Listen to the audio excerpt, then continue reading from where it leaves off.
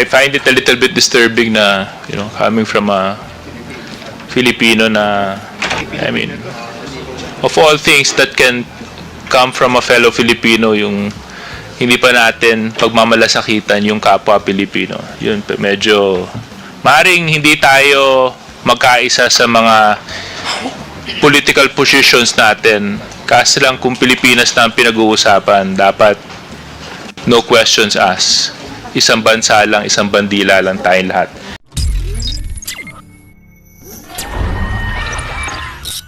Comsec, can you just post a photo? I just wanted to get clarification on this. I address my questions to Miss Trixie Angeles Cruz. Is she present? Oh, there.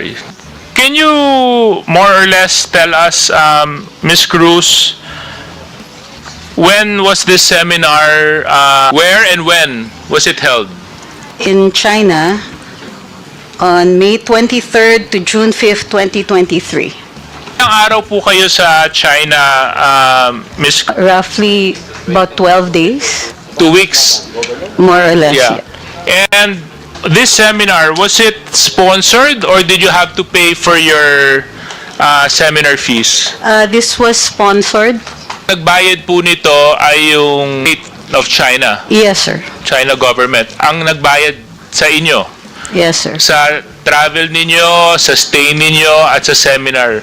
Halos lahat ay mga Duterte diehard supporter ito at hinubog na pala ng mga Chinese ang kaisipan ng mga ito kaya nagiging traitor sa interes ng ating bayan.